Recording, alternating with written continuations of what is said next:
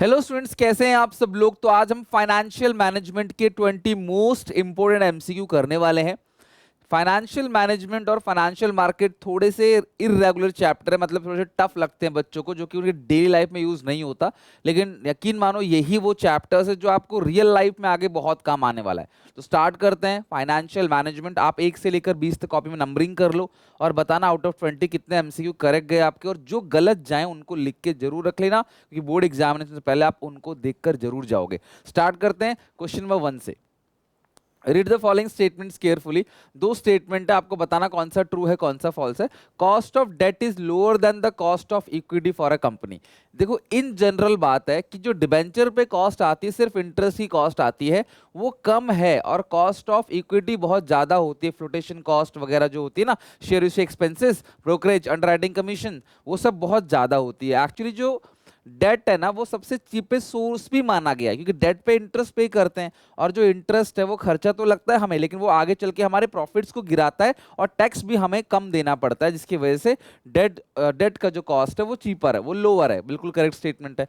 और the objective of financial management is to increase the share holders wealth. Financial management का जो main objective है वो share holders के वेल्थ को इंक्रीज करना है। ये भी स्टेटमेंट ठीक है। So both statements are true. First का ये ऑप्शन करेक्ट है।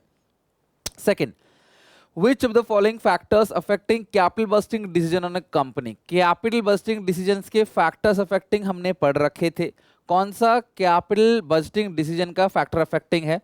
Investment criteria. तो इन्वेस्टमेंट क्राइटेरिया जो है वही है, वही कैपिटल बस्टिंग डिसीजन है। इसको लॉन्ग टर्म इन्वेस्टमेंट डिसीजन ही बोलते हैं, कैपिटल बस्टिंग डिसीजन को। तो इन्वेस्टमेंट क्राइटेरिया ठीक है, फ्लोटेशन कॉस्ट नहीं है, टैक्स रेट नहीं है, स्टेट ऑफ कैपिटल मार्केट नहीं, तो ये अकेला एक इन्वेस्टमेंट डिसीजन का पार्ट है।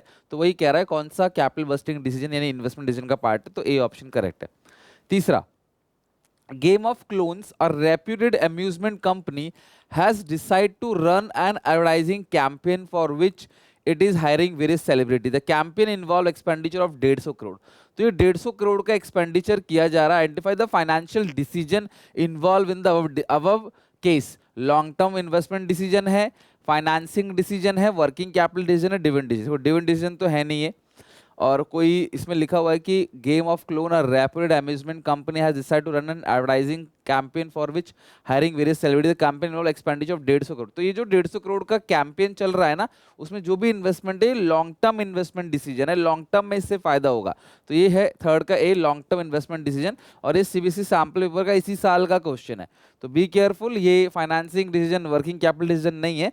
ये कैंपेन चला रहे हैं जिसको लंबे समय तक चलेगा, और उस पर लंबे समय तक खर्चा किया जाएगा, और रिटर्न भी लंबे समय में आएगा। तो ये आपका ये जो भी खर्चा है ये लॉन्ग टर्म इन्वेस्टमेंट डिसीजन है, कैपिटल बस्टिंग डिसीजन है। Fourth, Arth Nivesh limited has high fix operating cost. इनकी फिक्स ऑपरेटिंग कॉस्ट ऑलरेडी बहुत हाई है। Finance manager inform the chief finance officer that in case the company decide to take a loan for its future financial needs, its fixed financial cost will also increase leading to overall increase in cost. भैया पहले ही तुम्हारा बहुत ज्यादा fix operating cost है, तुम्हें future में finance की need होगी, तुम उधार लोगे तो तुम्हारा फिक्स ऑपरेटिंग कॉस्ट और बढ़ जाएगा। Identify the factor affecting the choice of capital structure discuss above. तो कौन सा चॉइस ऑफ कैपिटल स्ट्रक्चर है जो यहाँ पे डिस्कस किया जा रहा है?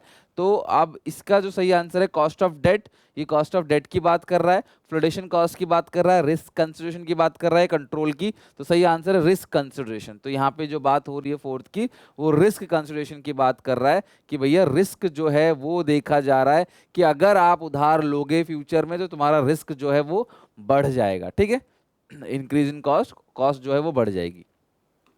Fifth, what are the factors that affect financing decision. कौन कौन से फैक्टर्स है जो फाइनेंसिंग डिसीजन पे इंपैक्ट डालते हैं?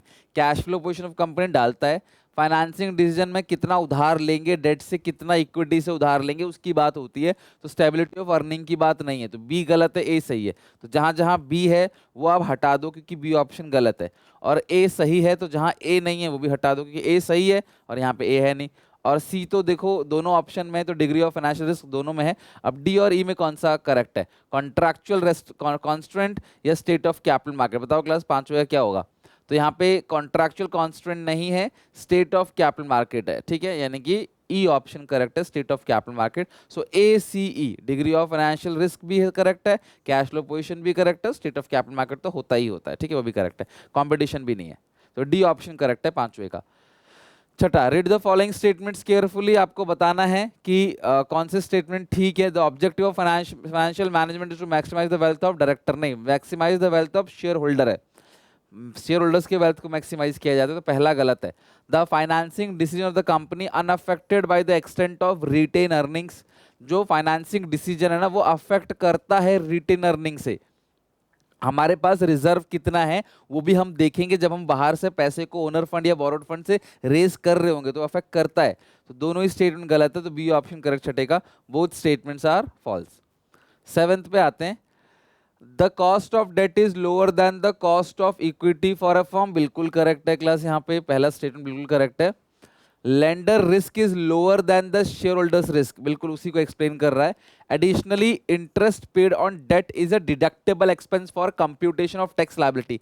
अभी पहले ही क्वेश्चन में मैंने इसका डिस्कशन किया था आपसे, बिल्कुल सेम यही रीजन बताया था मैंने आपको कि भाई इंटरेस्ट आपका टैक्स भी कम करता है, whereas dividend are paid out of profit. After, जो डिविडेंड दिया जाता है वो टैक्स के बाद जो प्रॉफिट बचता है ना हमारे जेब में उसमें से दिया जाता है, तो कॉस्ट ऑफ डेट हमेशा कम ही होगा।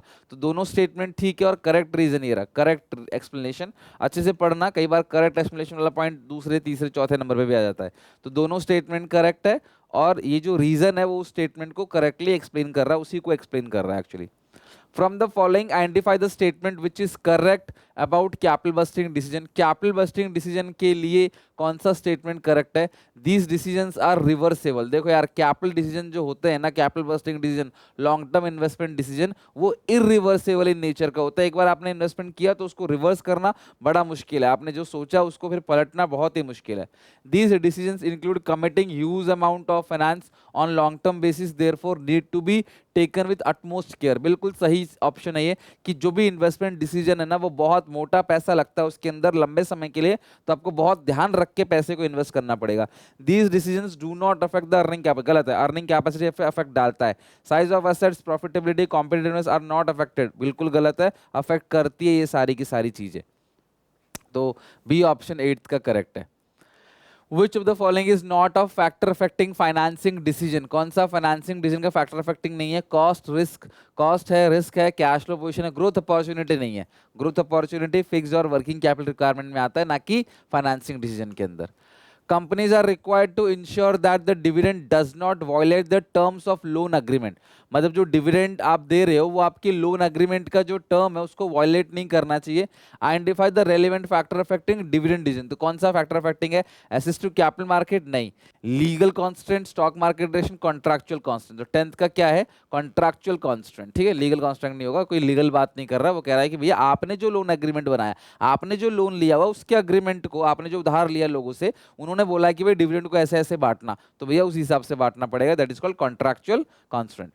11, Vikrant joined his father business of organic masala near Kotgarh in Himachal Pradesh after completing his MBA. In order to capture a big share in market, he decided to sell the product in small attractive packages by using latest packaging technology.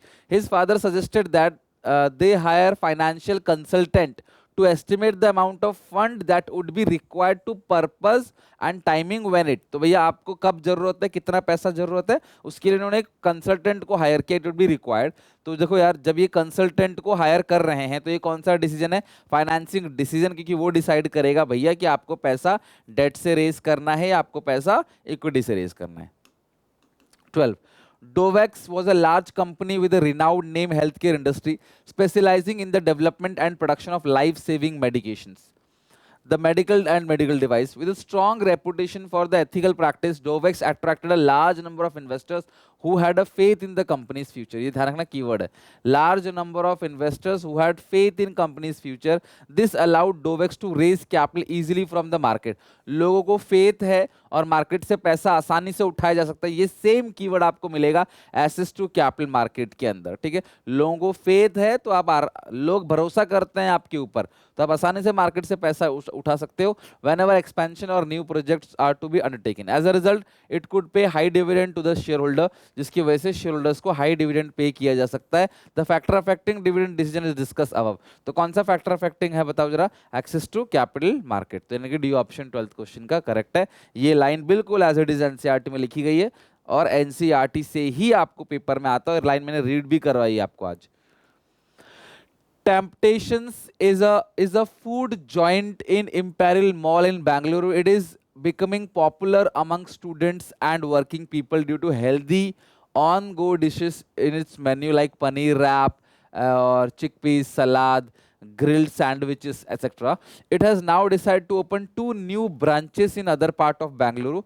Which financing decision has been discussed? अगर वो 2 नए branches खोलना चाह रहे हैं तो वो investment है, वो लॉन्ग टर्म इन्वेस्टमेंट डिसीजन है। शॉर्ट टर्म इन्वेस्टमेंट में 2 ब्रांचेस नहीं खोले जाते, टाइम लगता है। लॉन्ग टर्म इन्वेस्टमेंट डिसीजन है। 13 का है।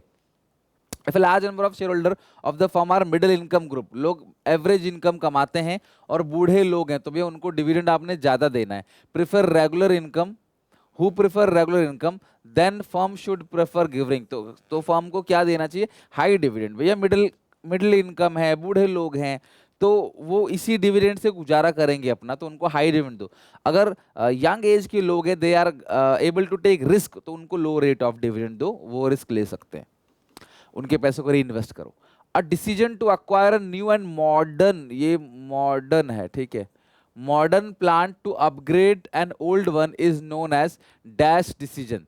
तो बताओ क्लास, अक्वायर करना है मॉडर्न प्लांट को, तो वर्किंग कैपिटल तो होगा नहीं, फाइनेंस नहीं होगा, डिविडेंड बांटने की बात नहीं की जा रही, तो ये इन्वेस्टमेंट डिसीजन है। 15 का सी करेक्ट है। If in a particular situation the earning per share fall with increase in use of debt, debt को यूज करने से तुम्हारा अर्निंग पर शेयर घट रहा है, इसका मतलब है तुम इस सिचुएशन में इक्विटी इशू करो, क्योंकि डेट ऐड कर रहे हो, तुम्हारा अर्निंग पर शेयर घट रहा है, तो इक्विटी ऐड करो। इट इंडिकेट दैट द, ये जो इंडिकेट है ना, ये जो इंडिकेट कर रहा है वो अनफेवरेबल फाइनेंशियल लीवरेज के बारे में बता रहा है। अनफेवरेबल है, राइट। अनफेवरेबल मतलब आरओआई आपका कम है और रेट ऑफ इंटरेस्ट जो है वो आपका ज्यादा है, ठीक है। रिटर्न कम है और इंटरेस्ट पे खर्चा ज्यादा हो रहा है। भाई तुम्हें रिटर्न मिल रहा है 10% और तुम्हारा जा रहा है ब्याज 12%, तो भैया तुम डेट ऐड करोगे तो तुम्हारा नुकसान ही होगा। The return on investment is less than the cost of debt. 16 का ये ऑप्शन करेक्ट है बिल्कुल। जो रिटर्न ऑन इन्वेस्टमेंट है वो लेस है than rate of interest. Rate of interest यानी कि cost of debt. Cost of debt ही तो रेट ऑफ इंटरेस्ट होता है। तो बाकी रिटर्न इन्वेस्टमेंट ज़्यादा नहीं है क्योंकि ये फेवरेबल फाइनेंशियल लिवरेज होता है, यहाँ पे रिटर्न बढ़ना चाहिए था तो ये होता। The cost of debt is less than the return on investment. The cost of debt is less, नहीं, ये दोनों तो एक ही बात है, ये दोनों सेम चीज कह रहे हैं वहां पर आगे। Statement 1, financial planning is essentially the preparation of financial blueprint. मैंने कहा था फाइनेंशियल ब्लूप्रिंट जो है वो फाइनेंशियल प्लानिंग का ही कीवर्ड है, तो बिल्कुल करेक्ट है। फाइनेंशियल प्लानिंग ब्लूप्रिंट है ऑर्गेनाइजेशन का फ्यूचर ऑपरेशन का, तो पहला स्टेटमेंट ट्रू है।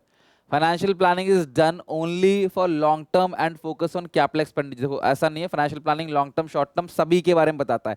फिक्स वर्किंग कैपिटल के बारे में बताता है, पीएनएल के जो डेबिट साइड के आइटम है उनके बारे में भी बताता है ये, तो दूसरा गलत है। Statement 1 is true, statement 2 is false, यानी कि 17 का ए ऑप्शन करेक्ट है। 18, the use of debt increase the financial risk of a business. The factor affecting the choice of appropriate capital structure of a company highlighted. तो वो कौन सा factors affecting choice of capital structure है बताओ? Financial debt increase करेगा financial risk को, तो ये debt service coverage ratio है, cost of debt है, flexibility नहीं, ये risk consideration है। 18 का best option जो है वो B correct है। 19, which of the following factors affecting fixed capital requirement? तो fixed capital requirement का कौन कौन सा factors है? Level of कोलैबोरेशन तो है ही है, फाइनेंशियल अल्टरनेटिव भी है, प्रोडक्शन साइकिल वर्किंग कैपिटल का है, choice of technique of production है, सीजनल फैक्टर नहीं है, लेवल ऑफ कंपटीशन नहीं है, वर्किंग कैपिटल का। 1 2 3 आपको फिक्स कैपिटल पूछ रहा है। 1 2 4 1 2 4 डी ऑप्शन करेक्ट है 19 का। The board of directors of Medix Pharma Limited decide to issue debenture worth rupees 40 lakh in order to finance a major research and development project. This should increase the debt equity ratio from 1 to 1, 1 ratio 1 से 2 ratio 1 बढ़ रहा है जो कि ideal है। However, at the same time it would increase the earning per share। देखो तुम्हारा earning per share भी बढ़ रहा है और तुम्हारा जो डेट है वो भी बढ़ रहा है। This reason justify the situation favourable financial leverage. अभी बताया क्लास मैंने आपको, यह है favourable financial leverage as debt is easily available, favourable financial leverage as return investment is higher than the cost of. देखो सही आंसर ये नहीं है, सही आंसर डी है। फेवरेबल फाइनेंशियल लीवरेज की जो रिटर्न ऑन इन्वेस्टमेंट है वो ज़्यादा है रेट ऑफ इंटरेस्ट से, यानी कि कॉस्ट ऑफ डेट से, जिसकी वजह से डेट ऐड करने से तुम्हारा अर्निंग पर शेयर बढ़ रहा है और डेट इक्विटी रेशियो भी 2 ratio 1 है, तो कोई दिक्कत नहीं, वो आइडियल ही मानी जाती है। तो ये हो गया क्वेश्चन 20 आपका डन। अब बताओ क्लास, आउट ऑफ 20 कितने क्वेश्चंस आपके करेक्ट गए और कैसा लगा ये पूरा का पूरा चैप्टर। इसी टाइप का क्वेश्चन बेसिकली पूछा जाता है कि कौन से ये किसके अंदर आएगा, इन्वेस्टमेंट, डिविडेंड या फाइनेंसिंग डिसीजन, या फिर ये किसका फैक्टर अफेक्टिंग है या नहीं है। तो यहाँ तक अच्छे से पढ़ लेना, चैप्टर हमारा एंड हो गया। नेक्स्ट क्लास में नया चैप्टर पढ़ेंगे। Till then take care, bye bye. इसको पढ़ के जरूर आना।